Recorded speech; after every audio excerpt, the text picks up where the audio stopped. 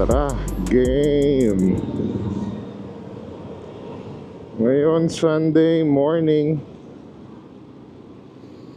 May pasok lang kasi tayo. So, ride to work tayo.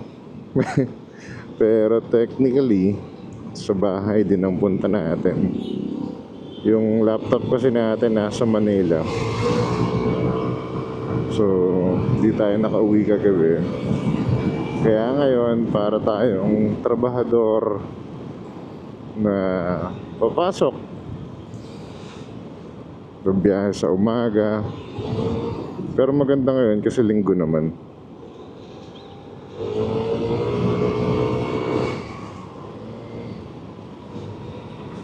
Hopefully, maganda yung panahon. Hopefully, walang traffic. Since linggo naman. Time check, 6:38.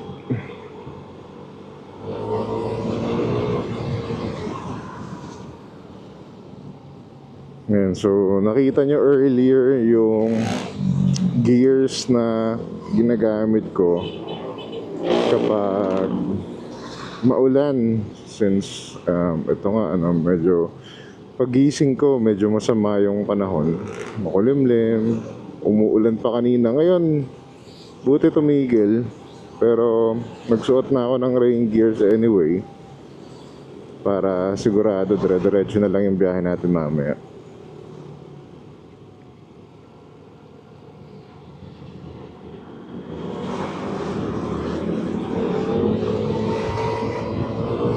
So, yung una kasi nating nabiling rain gear is Velar.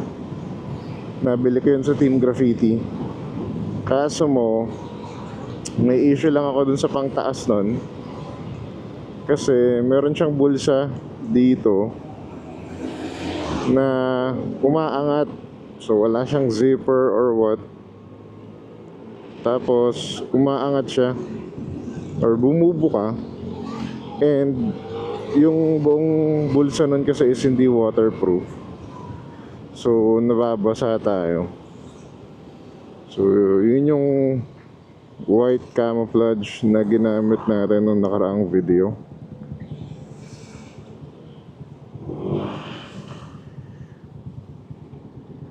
So, ngayon naman, ang gamit natin is yung niregalo sa atin ng ating kapatid na ito, waterproof din. Kasi ito yung bulsa niya is okay. Tapos yung pants na gamit natin is yung terno na pants from Velar. Dito naman wala naman akong issue bukod sa aluwag niya. Although adjustable yung sa baba, pero malaki pa rin. Si Mighty Ipis may nirecommend, may nabili siya na pants from Dry Plus. So yun, medyo nakikiputan mo siya. So baka bilhin natin yun soon. Shout out Mighty Ipis.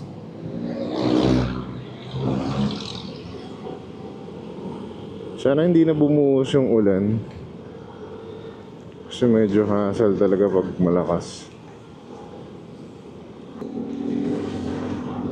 Nga pala, siguraduhin nyo rin na nakatuck in yung t-shirt nyo doon sa pants ninyo, no? Pag bumiyahe kayo sa ulan. Kasi nangyari na sa akin yun ng first ride ko na maulan. Ayun, basa rin yung panloob ko. Tapos, wala tayong rain shoes. So, Crocs gaming lang tayo ngayon. Crocs.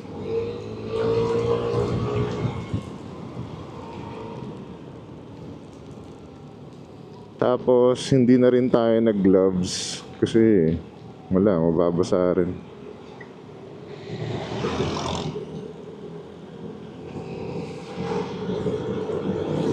Another thing na sinisigurado ko is yung hoodie. Kung may hoodie man yung jacket nyo, ako I prefer na isuot ko na siya sa helmet.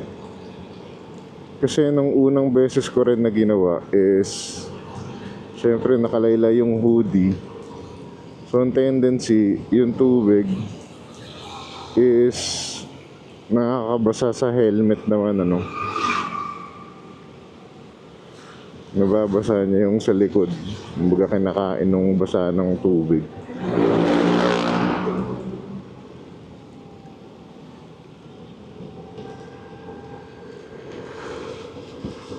And I think yun lang naman. Tapos ingat lang kasi syempre again basa yung kalsada.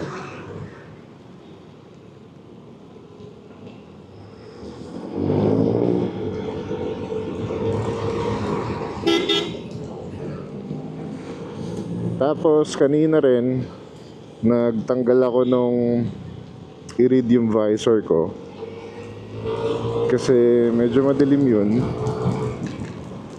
So para sa akin better kung mag-clear lens ka kapag naulan.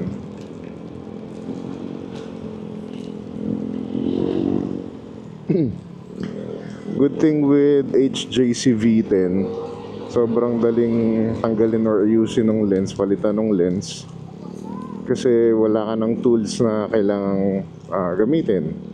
So, yung pinaka-screw niya is parang yun na yung gagamitin mo, pampihit. Kaya, sobrang hassle-free ng HJC na yun. Ito yung gamit natin ngayon. I think when it comes sa rain gear, ang kulang ko na lang is yung sapatos talaga. Hindi naman kasi talaga safe din yung Crocs. Siyempre gamit lang to para hindi mabasa kasi nga goma. Pero kung may option ka to wear a waterproof shoes, then better. Best pa rin talaga yun. Sarap nung biyahe natin. So far, dire-diretso siya.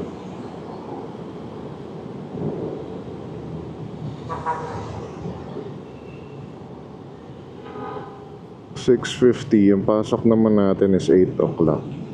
So, aga pa.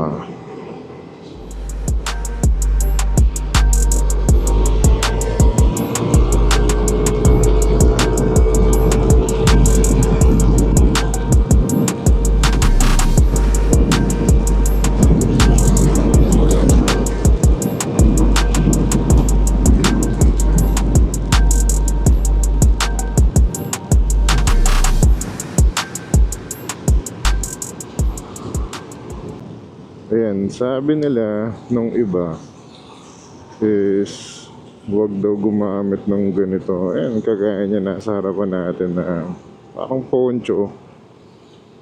Yung isang suutan lang ayun, no? Kagaya niyan, nililipad, pwedeng tumama sa gulong. I'm not sure kung si Sir Bong Nebriha yung nag-recommend na ganun. Parang may mga previously reported na rin. Kaya siguro niya nabanggit. Ayan o, kagaya niya no. Pag sobrang haba niyan, pwedeng tumama sa gulong or what. Eh, baka nga delikado.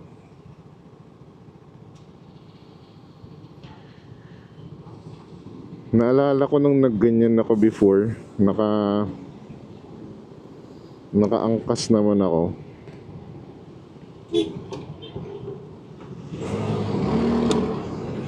Hinahangin ako eh.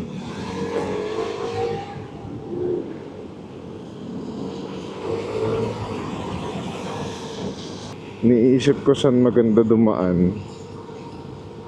Kasi sa Rojas tsaka sa UN kapag umuulan eh bumabaha. Kung Taft naman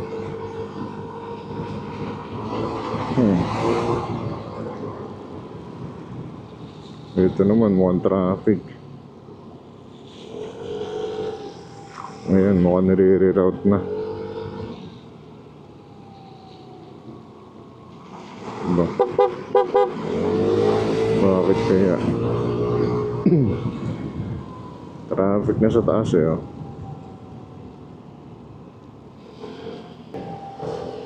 So nag-U-turn na tayo sa Buendia para dito tayo dumaan.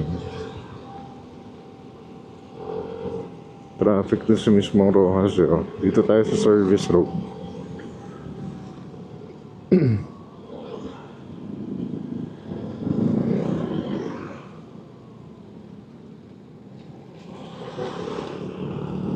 Ano nangyari dun?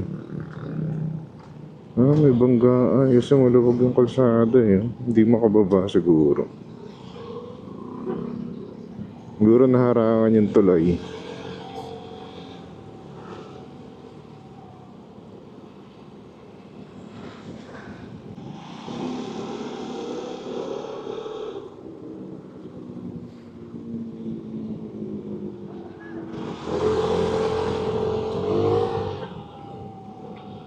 Sarado yung Rojas Boulevard. Not sure kung dahil ba ito na yung tuwing linggo sarado siya. Parang sa Makati. Baka ito na yun. Kasi wala naman tao.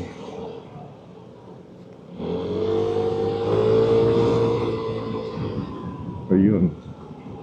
Isa pang iingatan nyo pala sa ulan guys, yung ganyan no, yung madulas. Yung mga makinis na bakal sa mga drainage for example. Lalo na yung mga steel matting or mga steels na flat.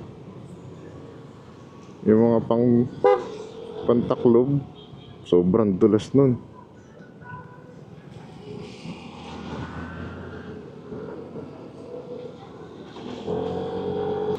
Uy, may cabbage. May cabbage tayo dito. May cabbage tayo dito. Ito ata yung naunang beige with blue trims. Kung di ako nagkakamali. Dahil dun sa decals niya.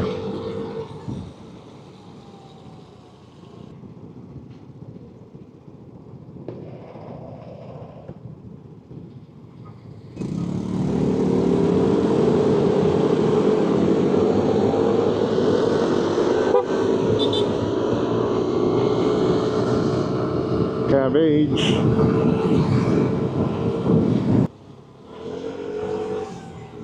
Uy, umabot.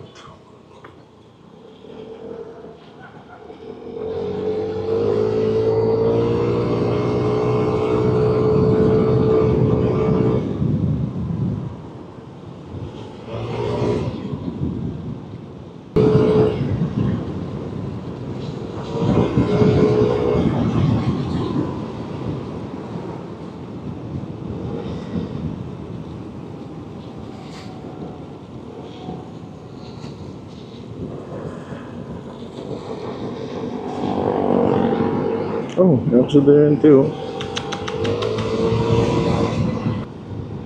Kaya ingat tayo talaga kapag maulan lalo. Extra careful.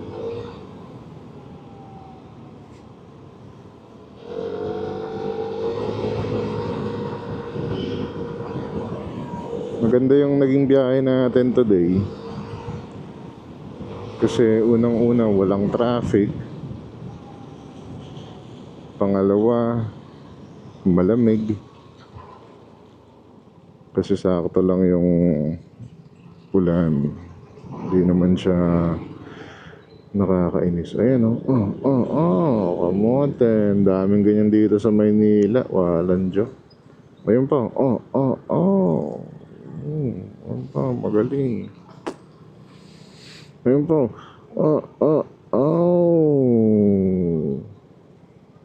Very good.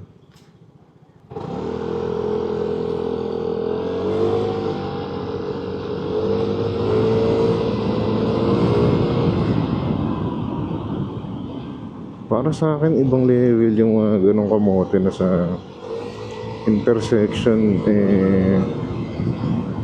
tumatawid pa rin. Matitigas talaga yung ulo. Ang luwag, ang saya.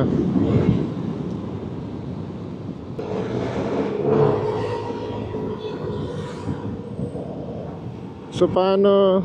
Yun lang muna for today.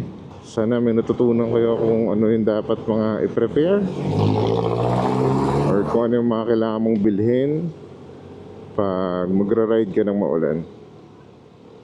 Thank you for watching, for commenting. Sa mga nagla-like, salamat. Thumbs up sa comments ninyo. Maraming salamat.